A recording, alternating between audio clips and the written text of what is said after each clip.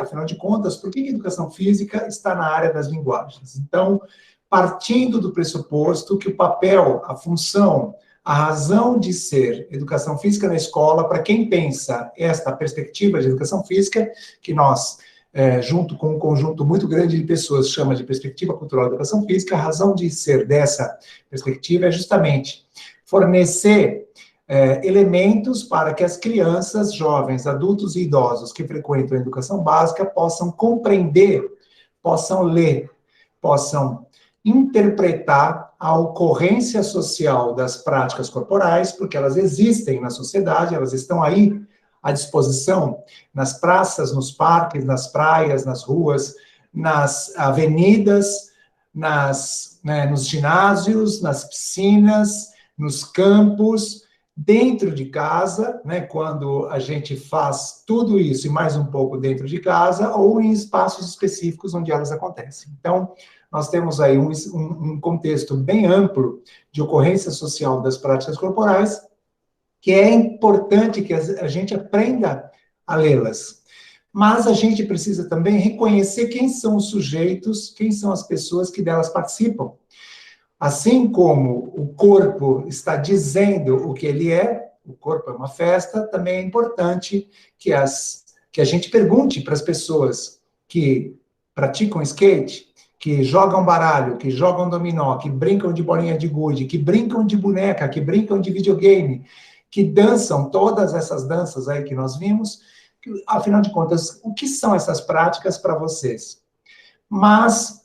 não interrompe aí, Se a gente pensar na educação física, na área das linguagens, essa parte da leitura das práticas corporais, ela é muito importante, mas uma outra parte fundamental é a produção das práticas corporais. Então, e nós produzimos as práticas corporais através da linguagem corporal. Nesse sentido, as brincadeiras, danças, lutas e esportes e ginásticas são textos da cultura, são textos passíveis de múltiplas leituras, passíveis de reelaboração constante. Então, a brincadeira acontece de uma determinada maneira num bairro da cidade onde você mora, e ela pode acontecer de outra maneira e ser entendida de outra maneira em outro bairro da cidade onde você mora. E, às vezes,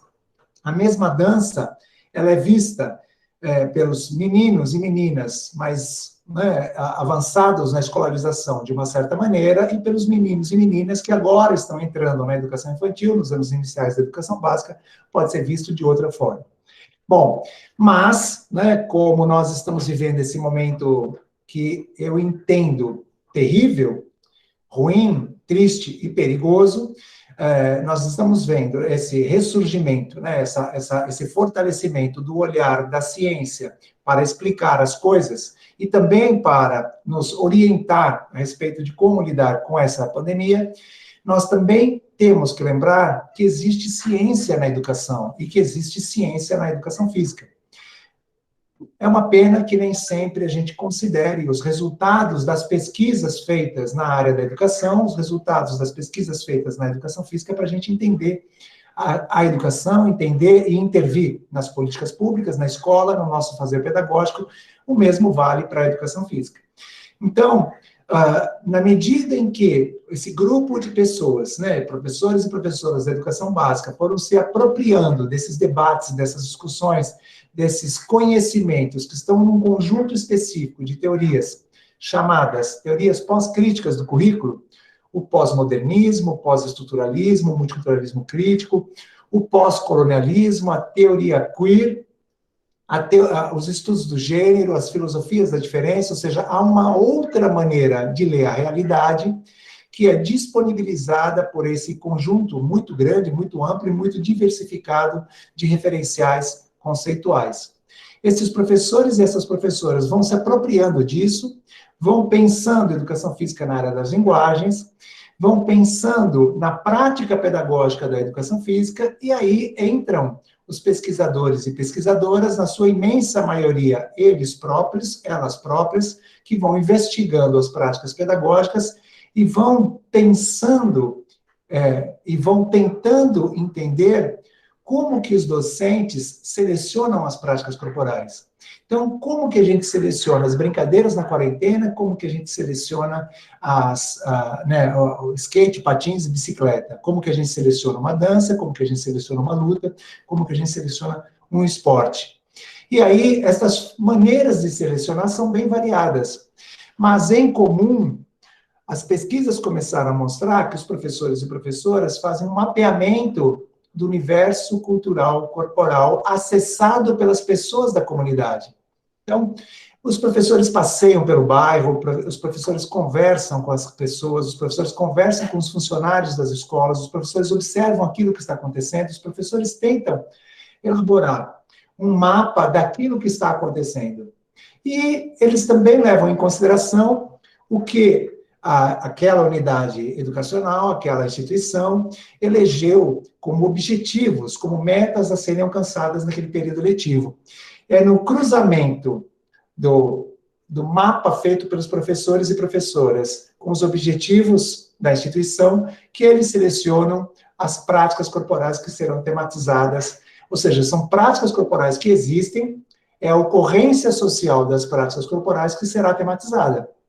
Então, nesta perspectiva,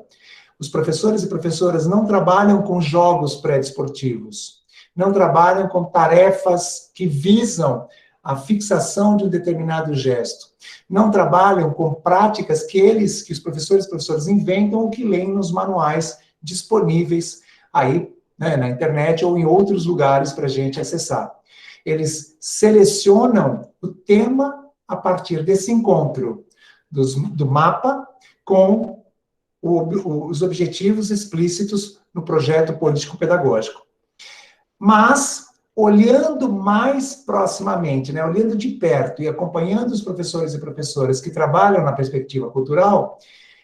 os investigadores, as investigadoras perceberam que eles organizam as situações didáticas de uma certa maneira. Então, eles promovem múltiplas formas de vivenciar aquelas práticas corporais. As crianças brincam, os jovens, os adultos, os idosos, né, a depender do segmento onde o professor e a professora estão trabalhando, se é a educação, se é o ensino regular, se é o ensino profissionalizante, se é a educação de jovens adultos, a depender também da modalidade, o professor e a professora promovem ocasiões, situações didáticas em que são disponibilizadas várias formas de praticar aquela dança, brincadeira, luta, esporte ou ginástica, mas a partir daquilo que existe, a partir da maneira como as crianças, jovens, adultos e idosos reconhecem e identificam a existência daquelas práticas corporais.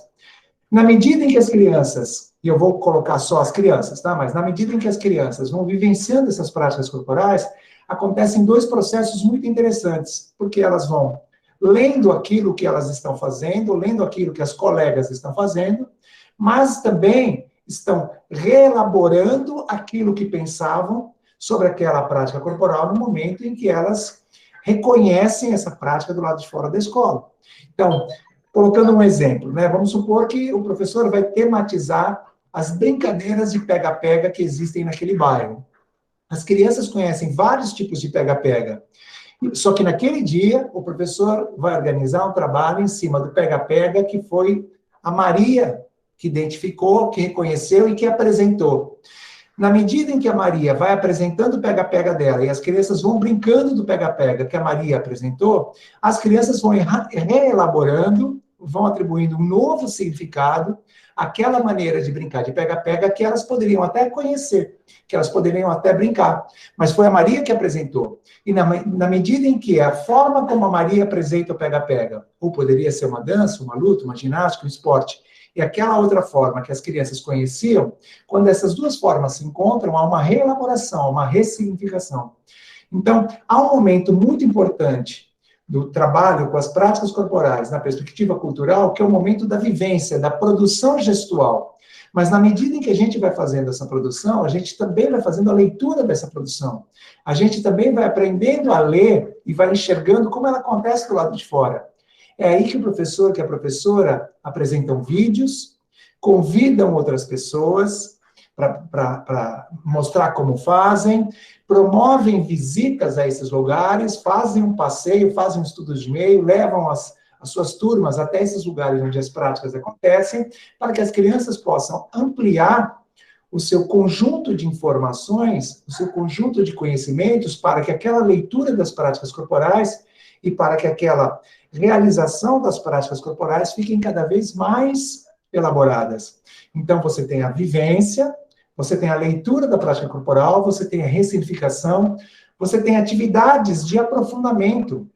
onde a gente vai, junto com as crianças, tentar entender por que naquelas modalidades esportivas coletivas, em muitas delas, os praticantes têm números nas camisetas, né? Jogam com números nas camisetas. O que significam aqueles cartões, se eles são usados ou não naquela modalidade? O que significa aquela forma de cumprimentar numa luta? O que significa aqueles trajes que as pessoas estão usando numa dança? Ou seja, há elementos que vão nos ajudando a entender aquela prática corporal, que eles são acessíveis mediante pesquisas, mediante conversas, mediante leituras que o professor possa fazer de um texto, mediante uma consulta à internet, que às vezes acontece durante a aula, ali no smartphone do professor, da professora, ou mesmo de um jovem, de uma criança que possa ter esse aparelho ali naquele momento.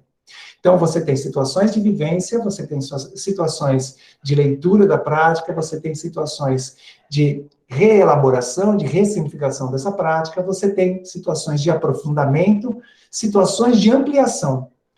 Sempre que o professor e que a professora não oferece os elementos, mas ele busca formas de oferecer aquelas informações que ele não controla, ou seja, ele convida alguém, ou ele pede que as crianças realizem uma entrevista com os parentes, ou ele, né, assim, surpreendendo a turma, ele pede para uma criança explicar para as colegas o que ela pensa sobre aquilo que elas estão fazendo.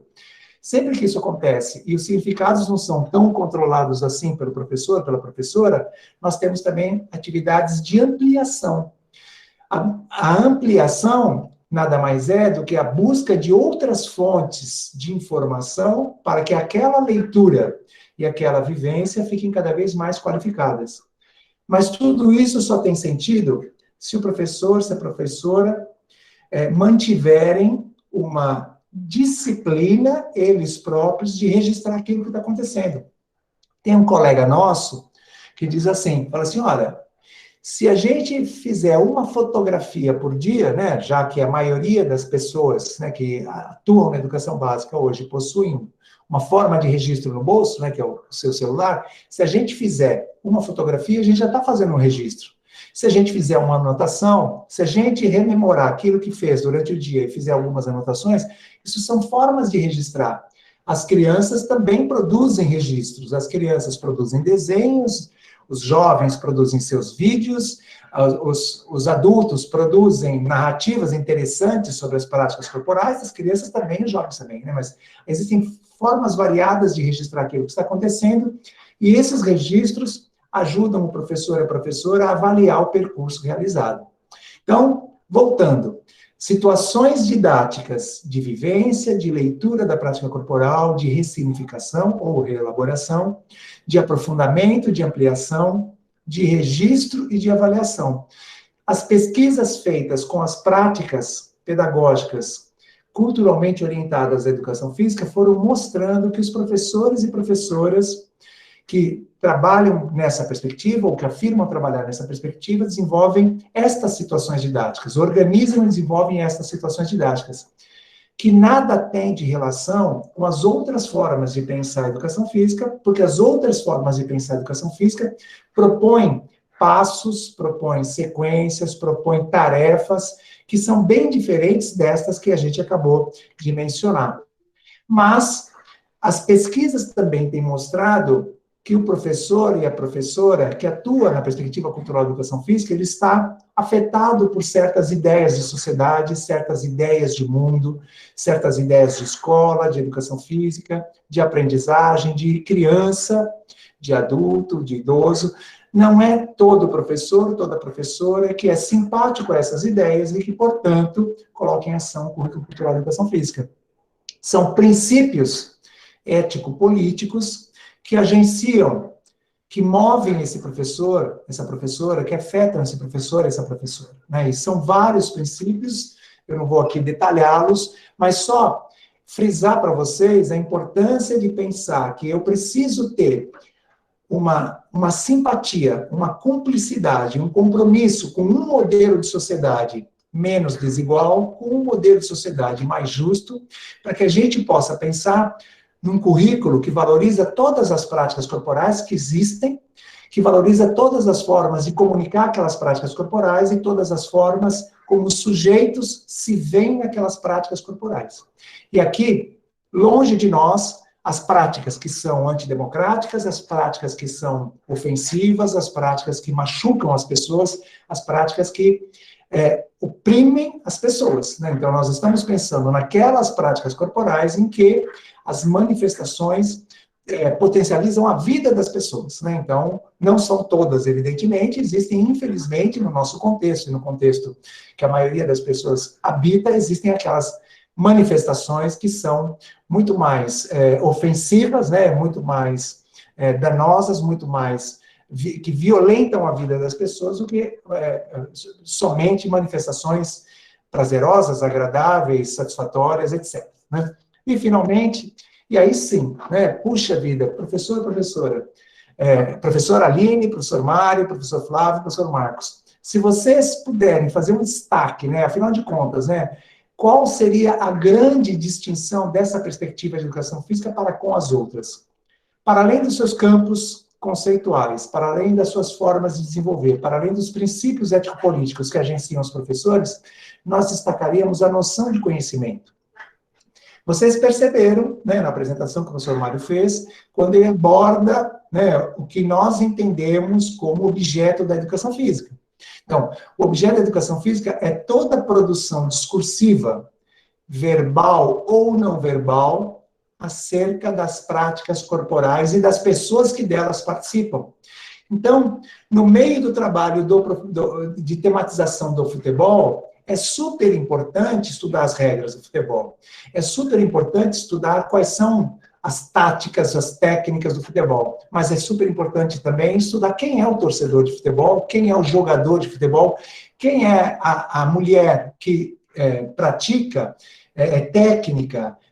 ou é aficionada, ou gosta de futebol, ou seja,